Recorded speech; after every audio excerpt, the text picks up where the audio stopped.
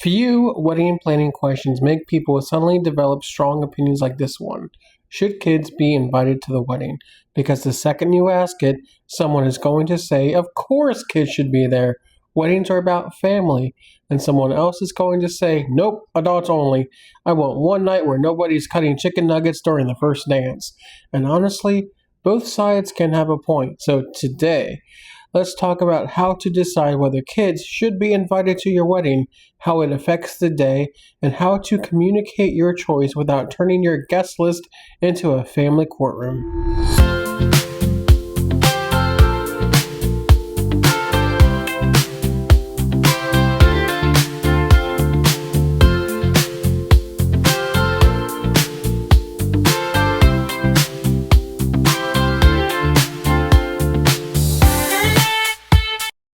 I'm Steve Barnett, and I'm a Pennsylvania wedding photographer. I photograph weddings throughout central Pennsylvania, including Harrisburg, Hershey, Lancaster, York, Gettysburg, and the surrounding areas. Today, we are talking about whether you should invite kids to your wedding. This is one of those wedding planning decisions that look simple from the outside, but once you actually start planning, you realize it touches everything. Budget, guest count, venue space, family expectations, ceremony atmosphere, reception energy, travel, child care, invitations, feelings. So many feelings. And if you are newly engaged, you may be wondering, is it rude to have an adults-only wedding? Do we have to invite all the kids if we invite some of the kids? What about nieces and nephews? What about flower girls and ring bearers? What if people get mad? What if people can't come without their kids? What if we want kids there, but we also want the day to feel relaxed? So let's walk through it first. And I want to say this clearly. There is no universal right answer. Kids at weddings can be wonderful. They can be sweet, funny, emotional, and completely adorable. Some of my favorite wedding day moments involve kids being there. A flower girl deciding she's done halfway down the aisle. A ring bearer taking his job way too seriously. Kids dancing like they have never once paid taxes, because they haven't, and good for them. A child hugging a grandparent. A little one watching the bride like she's a princess in real life. These moments can be beautiful, but adult-only weddings can also be wonderful. They can feel calmer, more formal, more relaxed for the couple, and sometimes easier for the timeline, space, and budget. So the question is not, are kids good or bad at weddings? The better question is, what kind of wedding day are we trying to create, and what choice supports that? Start there. Not with guilt or not with pressure, not with what your cousin thinks. Start with the day that you are actually trying to have. If you want a formal evening wedding, a late reception, a smaller guest count, in a more adult atmosphere, then perhaps an adult-only wedding may make sense. But if you want a big family celebration, lots of cousins, kids on the dance floor, a more relaxed feel, then inviting kids may fit perfectly. Both are valid. The second thing to look at is your guest count and budget. This is where the decision gets practical fast. Every guest affects the budget, even kids. The meal could be cheaper for kids, maybe it's not. Maybe your venue counts them towards capacity. Maybe your caterer has a children's meal option. Maybe your guest count is already tight and adding children pushes you over the line. It's not heartless, it's just math. And unfortunately, math doesn't care about family or politics. Rude. Be honest. If your venue can hold 125 guests and your adult guest is already at 125, then adding 20 children is not a tiny little detail that changes the entire wedding.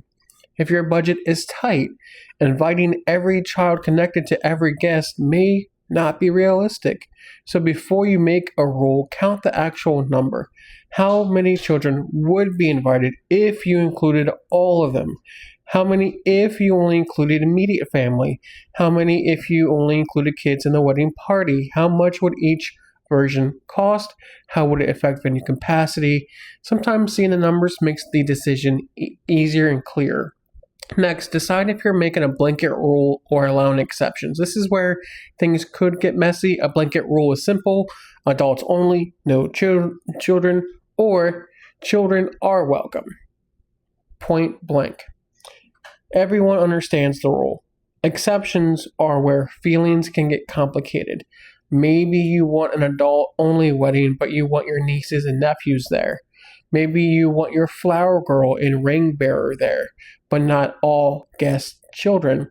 Maybe you want infants, but not older kids. Maybe you want children at the ceremony, but not at the reception. You can make those choices, but you need to understand that exceptions may require more explanation, and some guests may still have feelings about it. That doesn't mean your choice is wrong. It just means people are people. If you make exceptions, be clear. For example, let's say we are having a adult-only reception with the exception of immediate family children who are part of the wedding party. That's clearer than being vague and hoping no one notices. They won't notice. People always notice guest list things. They become like detectives with better eyeliner. The fourth thing to think about is timing. A daytime wedding and a late night wedding are very different for kids. If your ceremony is in the afternoon and the reception ends at 8, kids could do great. If your reception goes until 11 or midnight and dinner is late and the music is loud and there's no real quiet space, that's a whole different situation. That doesn't mean that kids can't attend. It just means the day may be harder on them and on their parents. If you are inviting kids, think about the actual experience. Will there be food they can eat? Is there a space for strollers? Are there high chairs? Is there somewhere quiet for parents to step away? Is the venue safe for wandering little ones? Like, are there stairs? Is there water, animals, open fields, or areas that require extra supervision? This isn't about making your wedding a daycare. It's about knowing what you are inviting people into. The fifth thing to think about is the ceremony. This is usually where couples get nervous. Kids make noise because they're kids. They cough, they talk, they drop things, they scream, they ask questions at full volume, they announce that they have to pee with the confidence of a town crier. And honestly, sometimes it's funny, sometimes it's sweet, sometimes nobody cares. But if the thought of a child crying during your vows would really bother you, this is worth paying attention to. You are allowed to want a quiet ceremony. You're also allowed to be okay with a little kid noise. Again, there is no universal right answer. It's about what matters to you. If you invite kids and want to keep the ceremony calmer, you can ask your officiant or planner to let parents know they can step out if needed. You can choose seats near the back for families with little ones. You can keep the ceremony shorter. You can have a quiet area nearby if the venue allows. Some planning choices can help. The sixth thing to think about is photos. From a photography perspective, kids can add a lot of sweetness to a wedding gallery. They can also add unpredictability, and honestly, that's part of the charm. If you have children in the wedding party, be flexible. Flower girls and ring bearers may not do exactly what was planned.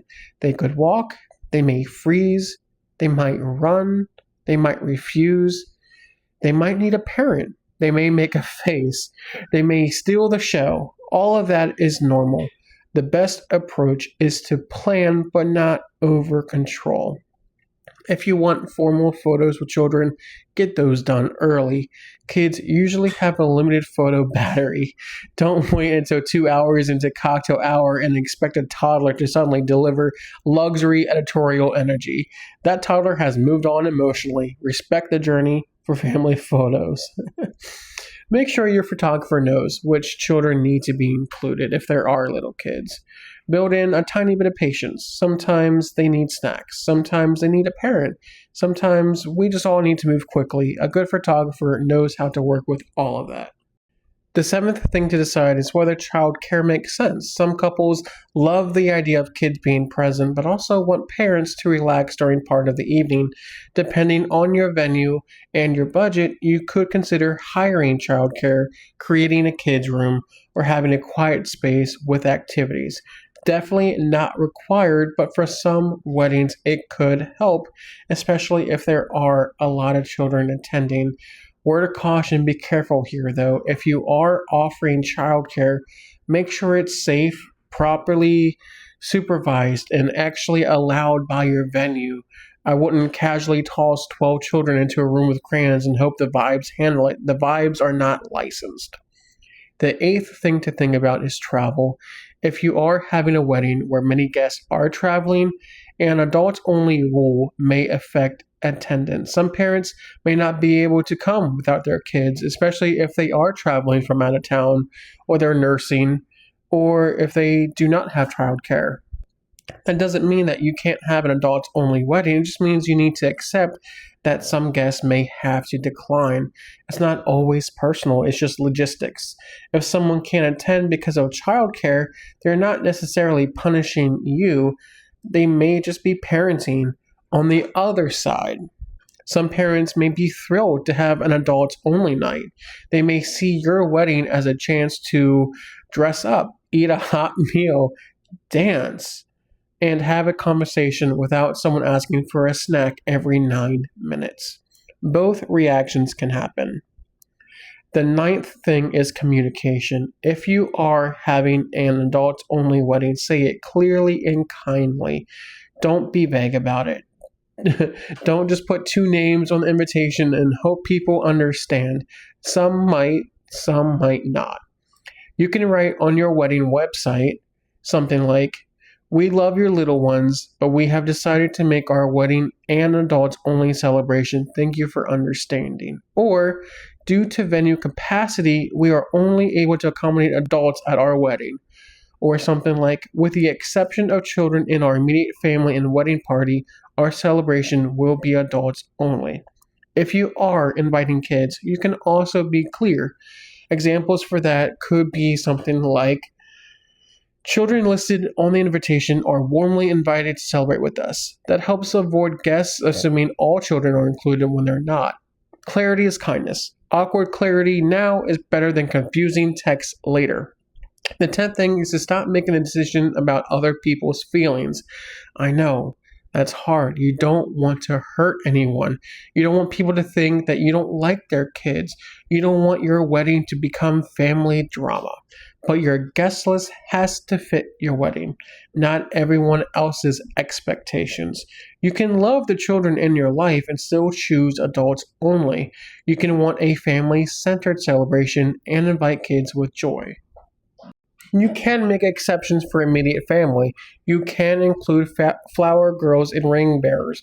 You can choose what makes sense for your budget, your venue, your timeline, and your emotional piece. The goal is to not make the internet approve. The goal is to make a clear decision that supports the wedding day you are planning.